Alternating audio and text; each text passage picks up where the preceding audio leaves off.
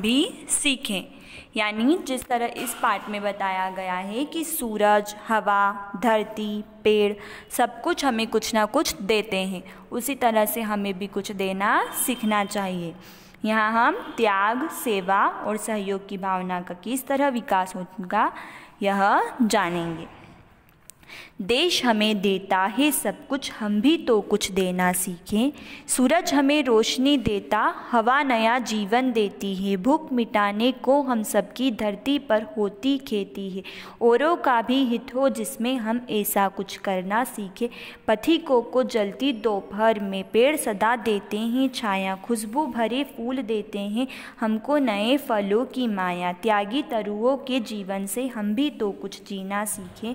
जो अनपढ़ हैं उन्हें पढ़ाएं, जो चुप हैं उनको वाणी दें, जो पिछड़ा है उसे बढ़ाएं। प्यासी मिट्टी को पानी दें, हम मेहनत के दीप जलाकर नया उजाला करना सीखें। यह कौन कह रहा है? गोपाल कृष्ण कौल जी। जिस तरह से देश में हमारी सूरज, हवा, धरती, पेड़ सब आ रहे हैं, तो देश हमें कुछ ना कुछ देता है, उसी तरह से हमें भी उसे कुछ देना सीखना चाहिए। हमें भी देश के लिए लड़ना सीखना चाहिए। सूरज हमें रोशनी देता है और हवा हमें जीवन देती है। बिना हवा के हमारा सांस लेना संभव नहीं है।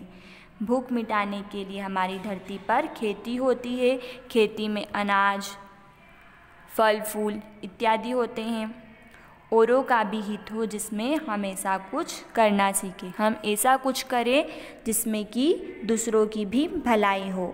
पथिकों को जलती दोपहर में पेड़ सदा देते हैं छाया।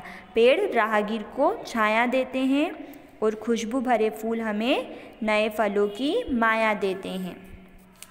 खुशबू भरे फूलों से हमें नए फूलों की माया यानी कि मोह रहता है कि नए फल आएंगे।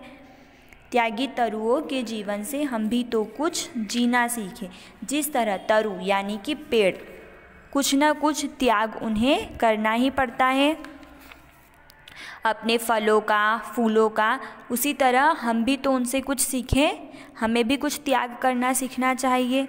जो अनपढ़ हैं यानी कि जो लोग पढ़े हुए नहीं हैं, अशिक्षित हैं, हमें उन्हें पढ़ाना चाहिए। जो चुप हैं उनकी हमें वाणी यानी कि उनकी हमें स्वर, बोली बनना चाहिए। जो पिछड़ा है उसे पढ़ाना चाहिए हमें। जो लोग पीछे छूट गए हैं हमें उन्हें आगे बढ़ाना चाहिए। प्यासी मिट्टी को हमें पानी देना चाहिए। हम मेहनत के दीप जलाकर नया उजाला करना सीखें। यानी कि हमें मेहनत करके किसी न किसी तरह से नया उजाला करना चाहिए।